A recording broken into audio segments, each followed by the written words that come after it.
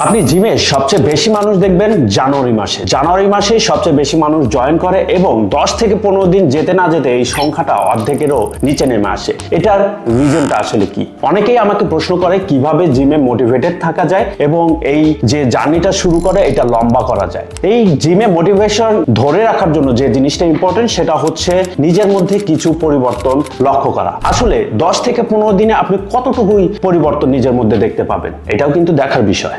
জার্নির শুরুতে আমাদের যে মেইন ভুলটা হয় সেটা হচ্ছে আনরিয়ালিস্টিক গোল সেট করা। আমরা এমন একটা গোল সেট করি যেটা 3 মাসে বা 2 মাসে অনেক বেশি চেঞ্জেস লাগবে। আপনার 1 মাস বা 15 দিন যাওয়ার পর যখন এই চেঞ্জেসটা দেখতে না পারেন, আপনার আনরিয়ালিস্টিক গোলে যখন আপনি পৌঁছাতে না পারেন, তখন কিন্তু ডিমোটিভেটেড হয়ে যান। ফিটনেসের ক্ষেত্রে আপনি লং টার্ম গোল যদি রিয়ালিস্টিক গোল সেট করেন সেটা কিন্তু আপনার জন্য উপকারী এবং এই লং টার্ম গোলের মাঝখানে যে ছোট ছোট পরিবর্তনগুলো দেখবেন এইটা যদি আপনি ফিল করতে পারেন তাহলে কিন্তু আপনার জন্য ইজি হয়ে যাবে প্ল্যানটা আপনি করছেন এটা কন্টিনিউ করা। যেমন আপনার বডিতে স্ট্রেংথ বাড়বে, তারপর ঘুম ঠিক হবে, ডাইজেশন সুন্দর হবে, মানে ফাস্ট হবে। তো এই পরিবর্তনগুলো যদি আপনি ফিল করতে পারেন তাহলে কিন্তু আপনি মোটিভেটেড থাকতে পারবেন। জিমে ঢোকার পর আরেকটা জিনিস যে ভুলটা হয় সেটা হচ্ছে জিমে ঢুকেই অনেক ওয়েল বিল্ড যারা 5-10 বছর যাবত ট্রেনিং করতেছে তাদের দিকে আমাদের নজরটা যায়।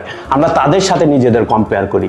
এটা কিন্তু আসলেই ঠিক না, এটা একটা ভুল মেথড। আপনি 10 থেকে 15 দিনে আপনি ওই 15 বছর ট্রেন করা মানুষের মতো হতে পারবেন না। আপনার কম্প্যারিজন হবে আপনার নিজের সাথে। আপনি ডে 1 থেকে 15 দিন হোক, 20 দিন হোক, 2 মাস হোক, 3 মাস হোক, ওইটা কম্পেয়ার করবেন। ওই ডে 1 থেকে এই যে ডিফারেন্সটা দেখবেন এইটা ফিল করার চেষ্টা করবেন। এই পরিবর্তনটা আপনি এনজয় করবেন, তাহলে কিন্তু আপনি বেশি মোটিভেটেড থাকতে পারবেন। Thanks for watching. এরকম আরো ভিডিও পাওয়ার জন্য এবি সিদ্দিক ফিটনেসের সাথেই থাকবেন।